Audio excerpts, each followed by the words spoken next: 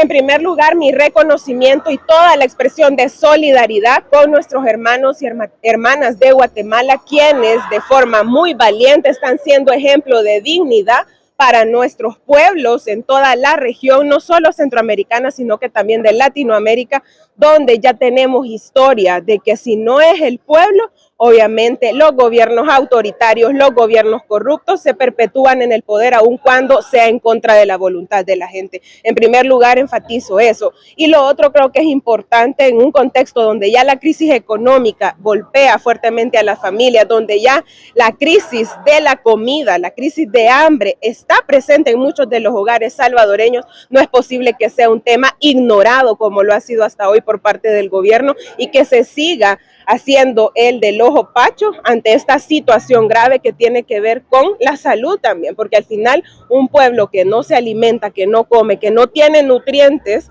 obviamente también tiene afectaciones graves de salud. Y en El Salvador estos casos ya estaban siendo visibilizados, de casos de familias que pasan 1, 2 o hasta 3 días sin comer, según el Centro para la Defensa del Consumidor, y ahora con esta situación que pone en evidencia mayor la gran dependencia que tenemos como país de producción de otros lugares, obviamente también es un llamado urgente, un grito que debe implementarse verdaderas políticas públicas que apoyen al sector agropecuario, que apoyen la producción nacional y vayan disminuyendo esa dependencia que hoy por hoy se ha incrementado en torno a las producciones de otros países. Eso lo hemos señalado desde el inicio, no hay una verdadera política pública en materia agropecuaria. Nosotros desde la Asamblea Legislativa desde el 2021 hemos acompañado a diferentes organizaciones de productores nacionales en la presentación de propuestas. Hay propuestas, si ellos tuvieran la voluntad, porque tienen votos para hacerlo, ya esas propuestas desde noviembre del 2021, por ejemplo, que estaba una sobre la regulación de los precios de los insumos agrícolas, ya fuera una ley de la República, pero no, este gobierno tiene una visión siempre de corte de derecha empresarial, que a quienes ha beneficiado son a los importadores. En esto, en contra justamente de los intereses de los productores nacionales, que incluso en medio de los primeros meses de la pandemia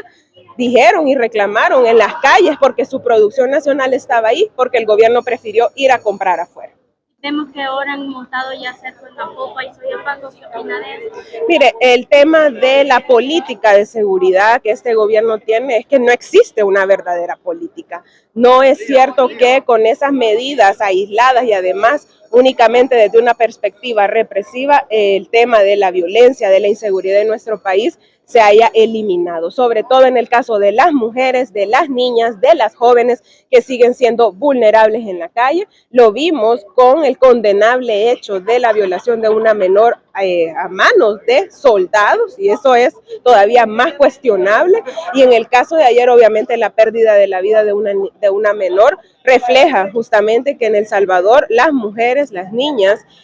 no estamos seguras. Y en esto hay que tener en cuenta una perspectiva integral y no solamente lo que el gobierno hace desde una perspectiva propagandística, que desde ese punto han manejado el tema de la seguridad desde el inicio. Lo hizo con el supuesto Plan Control Territorial, lo hace con el régimen de excepción y lo continúa haciendo de manera aislada a través de estos casos como los supuestos cercos que al final no resuelven la problemática.